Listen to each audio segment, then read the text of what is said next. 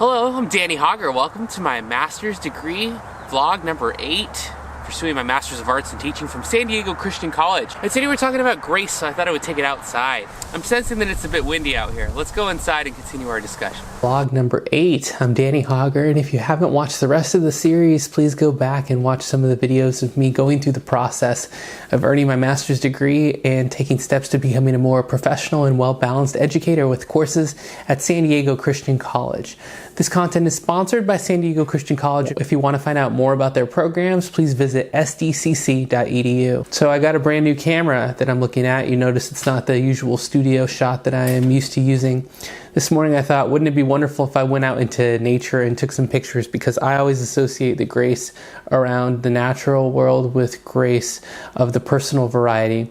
And grace is sometimes with our students about forgiveness. Dr. Lori Ague was talking about that this week in an email that she sent to us.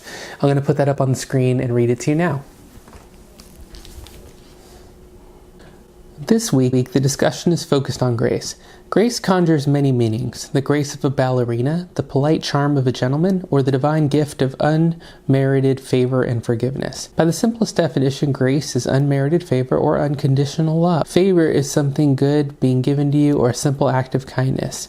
Grace is getting something that you have not earned or deserve. When you receive grace, you are given something better than what you deserve. Grace means we give students second, third, and yes, fourth chances to succeed. It means that we develop a scaffold to support their learning so they will feel a sense of confidence. Grace means to make an effort to remember my students may carry some unknown burden that influences their everyday actions. And it reminds me to make the everyday choice to make it a great day for my students. That's such a phenomenal message, and it's something that I really try to be aware of each time I greet them at the threshold of the door. You know, not every student gets greeted by every teacher at the door, but I feel like it's an important way to bridge a conversation and start off with a smile and a positive note for the next 90 minutes. We are in this together, and I think that's a really important message. So I took my brand new camera. Mind, I am not a photographer outside and shot some footage. You'll notice in the audio that it's not usable. It's just too loud and windy, and even with the mic screen that I put on the camera, wasn't going to be good. I had to give myself the grace to forgive myself and say, you know what, don't worry about it. You're learning, you're making mistakes, and it's okay.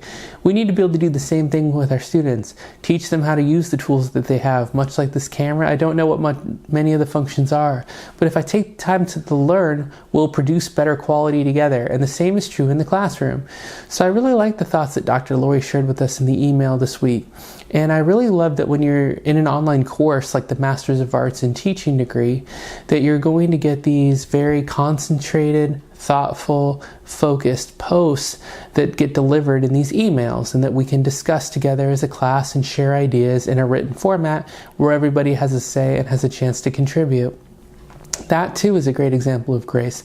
Our students are sharing different ways to deal with the ethical dilemmas that are presented in our textbook, and they're also sharing grace by understanding that we're all going to think differently about things, but collectively, if we're trying to make the best decisions possible to make it a great day for our students, then we are all working towards more grace and exemplifying grace and modeling it for our students. So I'm sitting here knowing that the lighting isn't perfect in this shot, but giving myself the grace and forgiveness to take the time to learn. It's a 3-day weekend as I record this, and I will invest the time in getting to know the camera and getting to know its functions and its settings and how to make the best image possible. And while I won't be an expert on it overnight, the same can be shared in the metaphor of our teaching.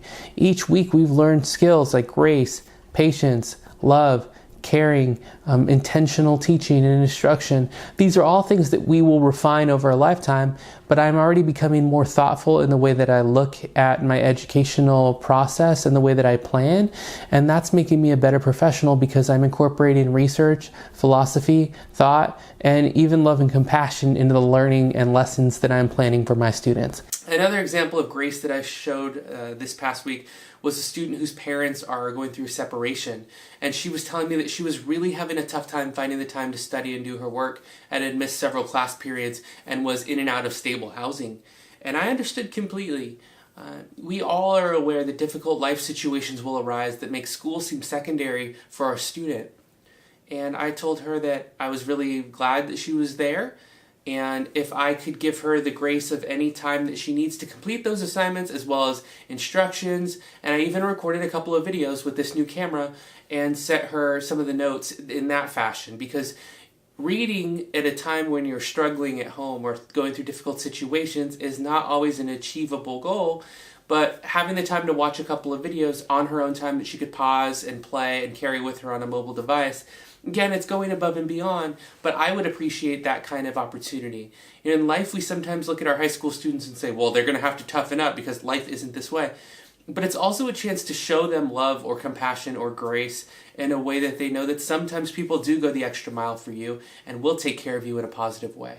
So that's how grace and the discussion that Dr. Lori has shared with me has affected my class teaching this week. How has it affected yours? Comment in the comments below about how grace affects your teaching or your life, or if you have any questions. And I'd love to answer them as well. That's what I'm gaining from the Master's of Arts degree from San Diego Christian College so far. And if you want to find out more, go to sdcc.edu. In our next episode, I'm going to be sharing more discussions that I'm having with students and share some of the conversations that we're having in class that are contributing to the advancement of our learning and knowledge about current research and education. I'm Danny Hogger, and I composed the music in this episode, and I also record weekly episodes with teachers called Inspiring Teachers on iTunes and Podbean and here on YouTube that you could subscribe to by subscribing to this channel. And please follow my vlogging process all the way through until I complete my master's degree, and I think you'll see differences each week in the way that I am adapting material to my teaching and to my classroom. As for tomorrow, I'm going to be having a discussion about grace with my students, being open, letting them know that I am forgiving. If they're forgiving to others, that's the way that they would want to be treated, then that's the way they should act towards the world. That's the way I treat my students in my classroom. More on that in our next episode, but for now, that's it. Class is dismissed, and I'll see you on the next master's vlog as I follow my degree to completion with San Diego Christian College. Thanks for watching.